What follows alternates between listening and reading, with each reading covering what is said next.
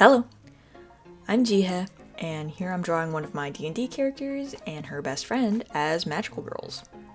We play in a Jujutsu Kaisen supplement, so this is a little AU that I thought would be fun. A little bit about my character first. Her name is Binu Mochizuki, and she's a Korean-Japanese high school student who is training at a school to hunt evil spirits. Her father owns Japan's largest soap company, and she idolizes him, but he doesn't pay much attention to her. She's really fun to play because she's a rich, manipulative brat who approaches people with the mindset of how they could be most useful to her. But underneath, she really wants connection and friendships. She just doesn't know how to connect with people normally. She thinks that acting selfishly will keep her from getting hurt, and though that's worked out for her in the past, she's slowly realizing that if she wants real friendships, she can't just think about herself all the time. Once she's decided you're a friend, though, she'll resort to any means necessary to make sure you're safe, throwing whoever happens to be in the way under the bus without remorse. She's gradually learning to access her more empathetic side as her campaign goes on, so we'll see where her character arc goes. In her original design, I took inspiration from traditional Korean fairies for her hair.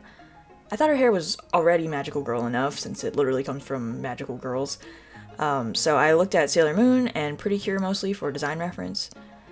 For the top, the headpiece, and the shoes, I took inspiration from Korean hanbok, and I think that turned out really cute, especially the big ribbon. I like the asymmetry of it.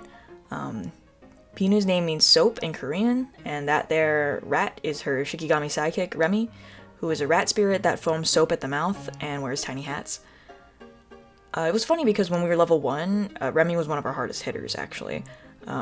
So I figure in a magical girl AU, Binu's theme would be water and bubbles, kind of like Sailor Mercury.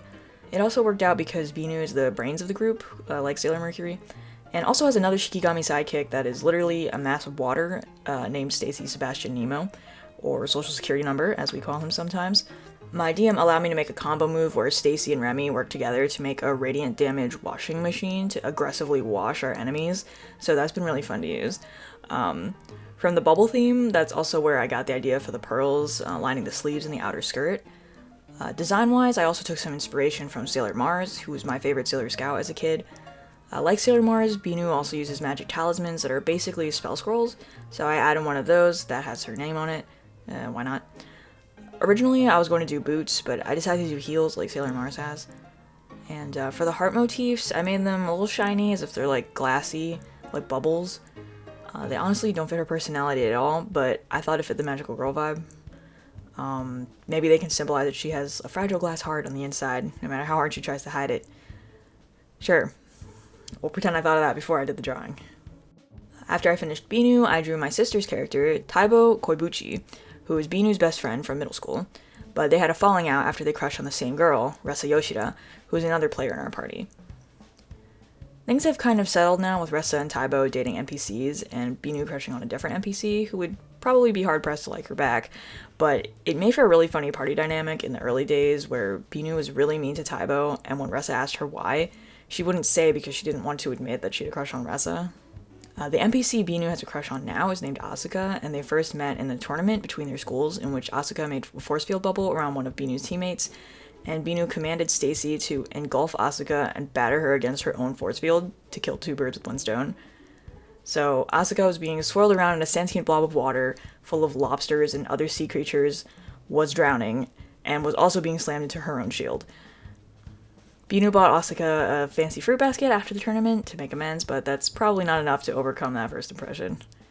But the idea behind Taibo is that he's a massive but respectful simp, full of bisexual chaos. He's a big soft boy who hates conflict and sees the good in everyone, even Binu. Taibo is indecisive and susceptible to peer pressure, especially Binu's because she's really pushy, but he also looks to her for strategies in combat and negotiations. He's also a great investigator who can track anyone's digital footprint due to his skill in social media stalking. We've used that skill extensively in the campaign so far to gather information on potential allies and enemies, and we've also used it to read our other party members' secret journal hidden under a floorboard in his room, because Taibo created his investigation role and found it. The kanji that make up his name mean big and pining, and love and abyss for the last name, and he fittingly has heart-shaped pupils.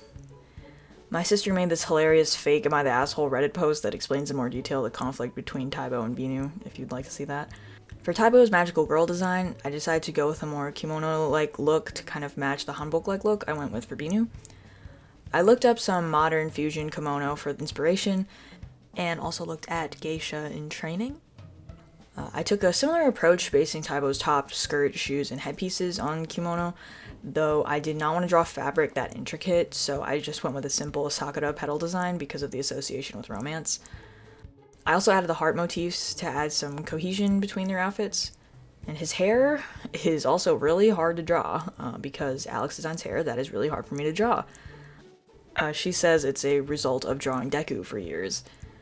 But it came out alright here because I literally copied every single spike off her original drawing. I don't understand the structure or physics or whatever of Taibo's hair. I just put lines down. Can I draw him from a different angle? No. Absolutely not. Anyway, Taibo is also a Shikigami sidekick class in our D&D using 10 Shadows, which is the same thing that Fushiguro has in JJK. His two main Shikigami are his black dog and white dog, so I made them into cute mascots for the magical girl AU and based them off our real life dogs, Poe and Lammy. Taibo also fights with a katana and recently got his hands on a creepy curse katana that belongs to a missing NPC, so I think he'd still fight with a katana as a magical girl. While I did more of an action pose for Binu, Taibo's personality is just not built for aggression like that, so I gave him a cute magical girl pose instead. I mean, look at the reference, he's kind of already doing it, but he's probably the most magical girl-like personality in our party. And honestly, Taibo would be upset if I talked about him without talking about his boyfriend, Kotetsu, who is a member of the Gojo clan and very cocky. They work well together because Kotetsu has a huge ego and Taibo loves to simp over him and pump up his ego even more. Binu was sort of accidentally responsible for getting them together because she originally wanted more information about Kotetsu's abilities and his classmates' abilities for the tournament and told Taibo to go on a fake date with Kotetsu to trick him into letting his guard down and giving up information. But then Taibo actually fell for him and they ended up actually dating. After which Binu got very nervous because she thought Kotetsu was like a player type, but he's turned out fine so far. Taibo naturally had faith in Kotetsu's integrity the whole time. Honestly, it might be funny to do a little comic or something about the magical girl AU with Binu and Taibo as the main characters, so let me know if you'd want to see that. Thank you guys for watching, leave a thumb up if you enjoyed, and subscribe if you'd like to see more videos like this, and I'll see you in the next one. Bye!